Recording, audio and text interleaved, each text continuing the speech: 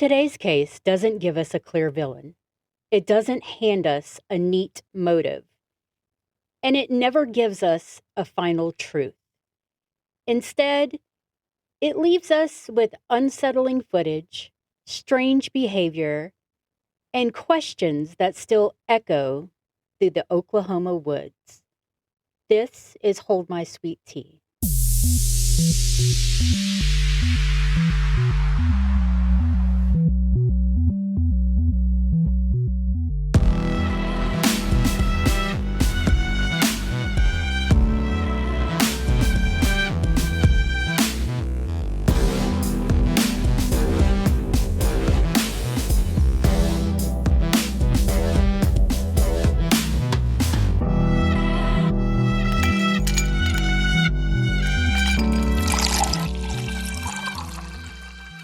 Hola, mi amigos. I am Holly.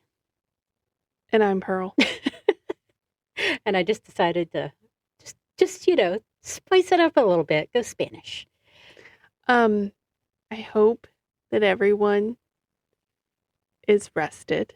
Yes. And didn't overeat till they barfed. All those Christmas sweet treats. Yeah. But we hope everybody had a very happy holiday. And we're rolling up on New Year's Eve. Yeah, we are. Yeah. I cannot freaking believe how fast this year went. Yep.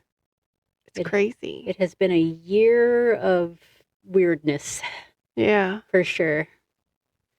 And my resolution this year, usually I do something like easy to do. Like I spent an entire year giving good reviews to every business I went into. Yeah. Instead of just bad reviews. Yeah. Yeah. I was like, if something bad happened in there, I expressed it to the management and then I still wrote them a good review because that was my resolution, to just spread some good, some positivity, because nobody takes the time to put the good stuff on the internet. They just want to put the bad stuff out there. Because immediately when they're mad, they're like, I'm going to give you a bad review. Yeah, it's not fair. And then it's like, they're so motivated to do it too. You don't get the same motivation out of somebody who had a good experience, sadly. No. And they should. So absolutely. That was something I did. But this year, what you gonna do this year? I'm gonna be honest. Even if it hurts. Yeah. Even if it sounds mean. Doesn't matter. Yeah. You're getting it all. That. All the honesty.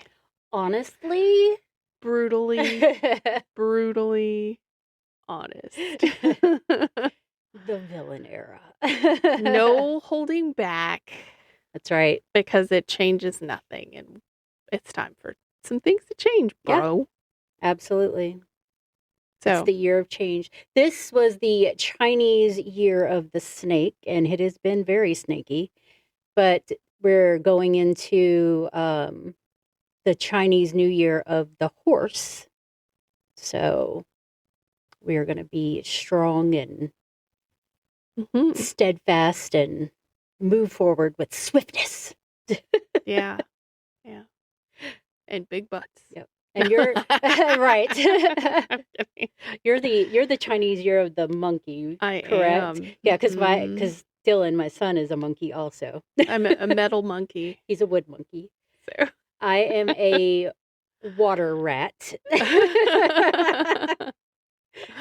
The year of the rats. It's coming. That just means I'm cunning and sneaky and. That's why I'm so funny. Yeah. You're like, whoo. You beat on your chest every once in a while. It's necessary sometimes. That's right. Listen to me. Out here King Konging. Right. Planet of the Apes. Oh my goodness. Yep. So I didn't pick a New Year's themey one. I looked for an episode, but I was like, you know what? Let's get back to our roots. Let's get back to the South. And you did a South one your last one, but I was like, let's go to Oklahoma this time. All right. It's kind of South Midwest, but it's right there. Lots of Southern things happen in Oklahoma. That's right. Lots of things. And a lot of weird things, apparently. Some cowboys live there. Yep. They sure do. Lots of beef. Oklahoma, you're meaty. Look at that meat. You say, look at that meat. And instantly in my brain, I go to like Bush's Baked Beans. Roll that beautiful beef footage. Instead of bean. Yes. I don't eat a lot of beef, though. I'm a chicken gal. Yeah. I'm apparently treat your diabetes with Mediterranean diet. Right. And I'm suffering because I know where I live. Yeah. The seafood capital of the world. Right. But I can tell you that I don't like to eat it all the time. Right. So it's a the struggle. Occasional, but yeah. So, I'm same. I like seafood, but I'm not like, I need seafood all the time. Because everything down here is like deep fried and... Exactly. And I'm like, can't eat it that way either. That kind of defeats the purpose of the Mediterranean stuff. Yep. But my case today, it's a little true crimey, a little bit paranormal, a little bit weird. Yeah, like I think Sam and Dean would definitely... They should roll out and check it out. Absolutely. Figure this one out, guys. Yes. So it is about the Jameson family. So I'm gonna set the story up and let you kind of know what happens, and then we'll go into some background stuff. So in November of 2009, an abandoned truck was found deep in the woods of Oklahoma. Inside the truck was the family dog, who was alive, by the way. He was weak, but he had been trapped in there for days. Next to the dog sat a wallet, some IDs, a cell phone, and over $32,000 in cash. Say, huh? Yeah. The dog was just hanging out in there with this stuff. The dog's got some moolah. Right. Poor dog. Poor puppy. Yeah, for real. I'm sure poor dog was like so confused. He's like, I'm hungry and I'm thirsty. Let me out. This money is doing me no good. Right. The family who owned the truck had vanished. Without their money. Without their money, without their cell phone, without their wallet, without ID, anything. Nice. Okay. 4 years later. What? The bodies would be found scattered in the woods.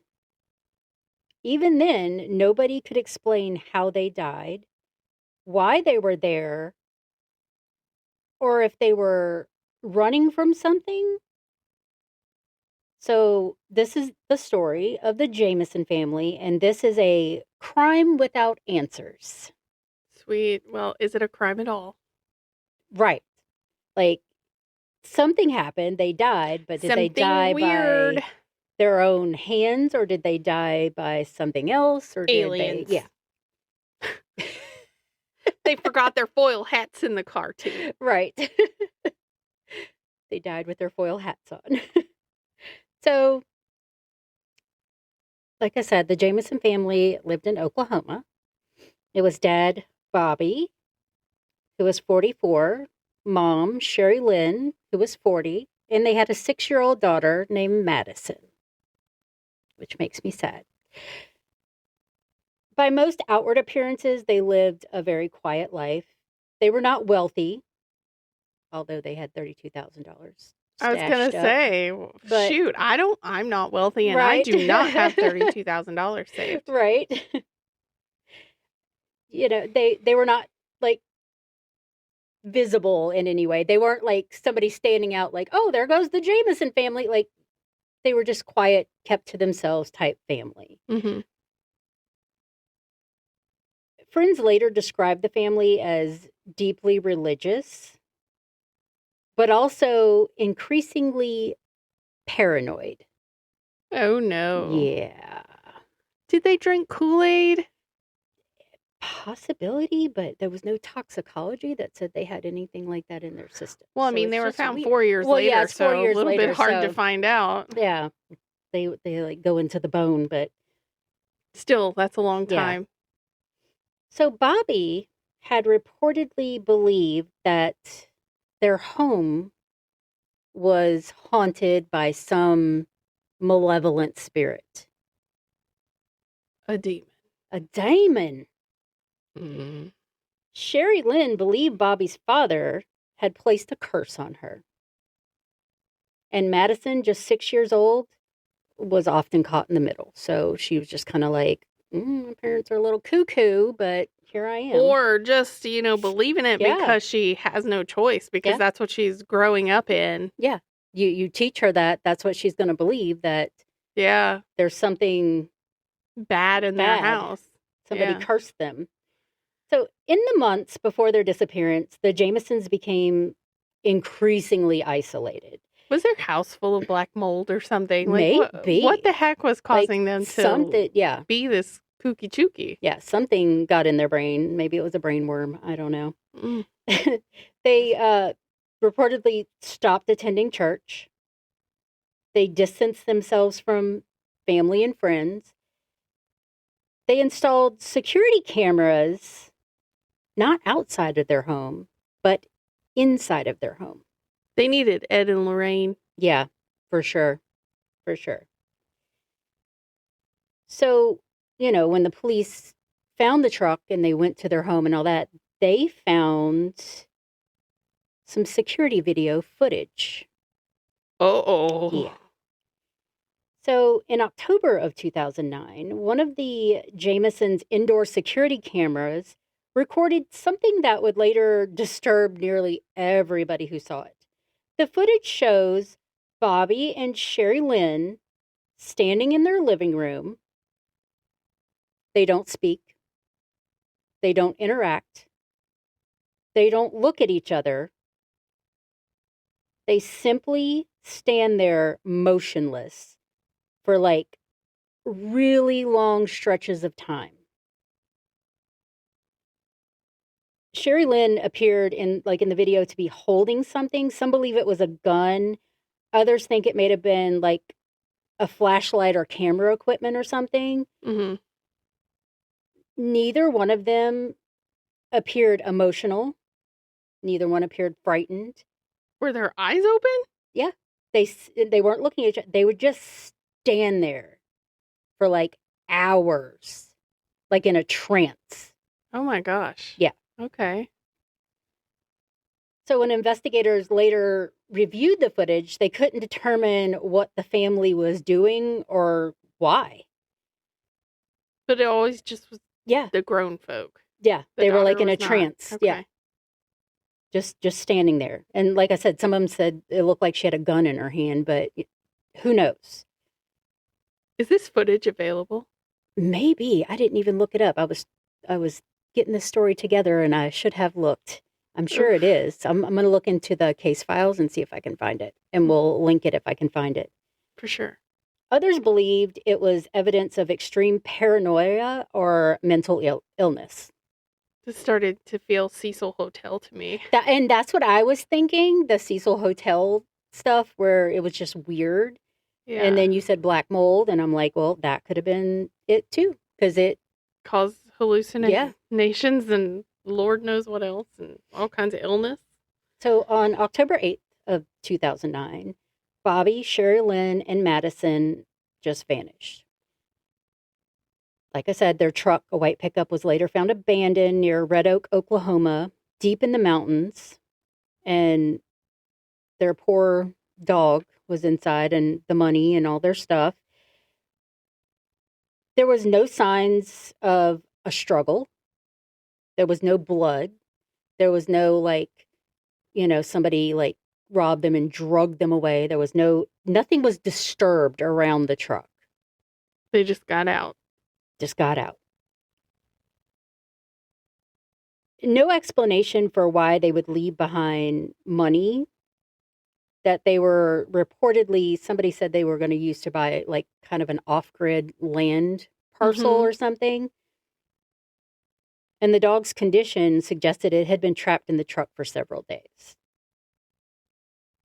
So authorities searched the surrounding areas. They had helicopters, ground teams, dogs, volunteers, nothing. No clothing, no footprints, no remains. And then just like weeks turned into months, and theories were like conspiracy theories manipulated, and people were telling stories of like they had joined a cult. They were fleeing from somebody or something. The paranoia had driven them into the wilderness, or something darker had occurred. So there was all these rumors swirling around. Still, no evidence. No family. Nowhere. So for 4 years, the case went cold. In November of 2013, a group of hunters made a grim discovery. Skeletal remains were found in the woods, roughly 3 miles from where the truck had been located. Now, they searched this whole area. Volunteers, helicopters, everything. DNA did confirm that the remains belonged to Bobby, Sherry Lynn, and Madison Jameson. They were scattered, not buried. There were no clear signs of trauma. No definitive cause of death could be determined. And once again, no answers. Just weird. Just weird. And it was 3 miles from where the truck was, which is also weird because they would have found them. They like canvassed that whole area. They would have seen bodies out there. Yeah, no doubt. Well, the whole no footprints bothers me. Like, did they float away? Like, there was nothing. Nothing. Like, you would have found something. Especially with a little kid. Little kids drag their feet, or, you know, if they had her, dirt, whatever, kick rocks, stuff. Yeah. So this is where the Jameson case, like, fractures into possibilities. None of them complete. Theory 1, mental illness and exposure. Some investigators believe the family may have suffered from shared paranoia or delusions, wandered into the woods, and died from exposure to the elements. But people also question, why bring $32,000 in cash? Mm-hmm. Why leave the truck intact? Why scatter so far apart? Like, they weren't near each other. Why leave your dog in the car? Right. Like, they were scattered out, so they weren't like, they didn't huddle and die together. Yeah. They were just all over the place. Others believe it could have been murder. Foul play occurred. Somebody may have met them in the woods, someone they trusted, but there was no suspect, no weapon, no evidence of violence. And honestly, it sounds like they didn't trust anyone. Yeah, and they didn't. Yeah, they were paranoid. They like, they quit going to church, for crying out loud. They trusted no one. And then theory number 3 would be something we don't see, some point to the security footage, the isolation, the beliefs about curses and hauntings, not as proof of anything supernatural, but as evidence that something deeply wrong happened inside that home. Mm-hmm. Like something that they... Me too, it's kooky, creepy. Yeah, they just don't understand it. That's why I said we need Sam and Dean. Mm-hmm. And perhaps the most unsettling part of this case is 6-year-old little Madison. She had no choice in where she went, no control over what she was exposed to. Or believed. Yeah, no voice in the decision that led her into the woods. Her remains were found alongside her parents. But again, how she died remains unanswered. So they didn't leave behind a trail. They didn't leave behind a note. Just this odd truck full of money and their belongings and a starving dog and stuff. And then that weird footage, which I'm going to see if I can find it. I'm going to dig and see if I can find it, and I'll link it. Yeah. So, like, let us know what you think. If you know anything about it, share your theory. Yeah. Like, it's a true crime without answers. That's crazy, because, like, you get cases and they go cold, but you have some sort of, like, oh, it was blunt force trauma, or this happened, or they were poisoned, or something. It's just weird. Yeah. Straight weird. Mm-hmm. Odd stuff. Yes. I was like, that was a crazy, crazy little case there. Yes, I like those. Though. Good little kooky find. Yes. For sure. To go into the new year. And let us know what your New Year's resolution is. Yes. That would be awesome. That with us. What's yours? Do you have one yet? I really haven't come up with one yet. I'm still thinking. And if you have any like New Year's traditions, like here in the South, people eat black-eyed peas and cabbage. I do not like black-eyed peas and cabbage. Dirt peas. No. That's what they taste like. I don't eat them. So I just, I will forego the food part of the tradition. I'm going to be honest. I've eaten it before, like forced myself to eat it. Like going, you know what? Yeah. Let's see if it changes. No. No, it doesn't. It's just ick. And then boiled cabbage is like, bleh. Yeah. I don't like it. Like dirty gym socks and dirt. Right. That's what you ate. Like I'll eat coleslaw. Yeah. Like that's not bad, but yeah, not boiled cabbage. It's gross. Absolutely. If you have any traditions in your family or anything going into the New Year's, and I got to sedate my dog because she's fireworks. Yeah, poor thing. So scared of fireworks. Yep. Yeah. And we want to wish a very happy New Year to our theme music creator. Absolutely, and her family. Patty Salzetta. Yes. I wonder what she's got going for New Year's Eve. I don't know. And then here in Louisiana, we roll right into Mardi Gras. So that's coming. So everybody who But the closer we get to Mardi Gras, the more we realize, oh my God. Yep. It's about to be a year. I know. On Valentine's. Valentine's kind of gets skipped over here, especially when it's like right around Fat Tuesday. Mm-hmm. Absolutely. But we're going to make some resolutions and then a week later break them because king cake comes out. Yeah. That's going to be tough for me this go. Yeah, same. I'm going to try to stay strong. Yeah. Doubt it's going to happen. I'm like all the king cakes are so good except Walmart's. Oh, no. No Walmart king cake. I don't even like Rouse's that much, but I don't like that. They have very dry king cakes. Yeah. And I think it's because they're mass produced, but whatever. Mm-hmm. Yeah, so it's just better to go to little bakeries and get some soft, gooey. We like going and getting the snickerdoodle ones. Mm-hmm. They're going to miss us this year. Yeah. Be like, oh, where are those people who buy tons of snickerdoodle king cakes? And then you have the great Randazzo's feud. So we got Manny and Noni Randazzo. Mm-hmm. They open their own bakery, so you got to pick one. You can't like both of them. I think you can like both. Yeah. just go support everybody. That's right. Local king cakes. Go get them. Absolutely. And you can reach out to us. Tell us your traditions. Yeah. Anywhere and everywhere. Hold my sweet tea podcast@gmail.com. And like she said, everywhere else. Yep. All the social medias. Everywhere.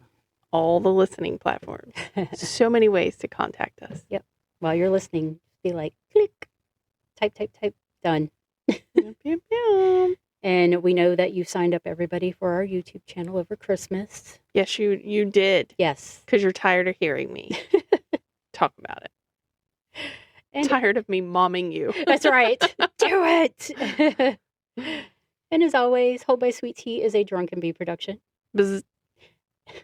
And you guys remember to stay safe out there. Have a happy new year. And just because we're dipping doesn't mean you can't keep sipping. Bye.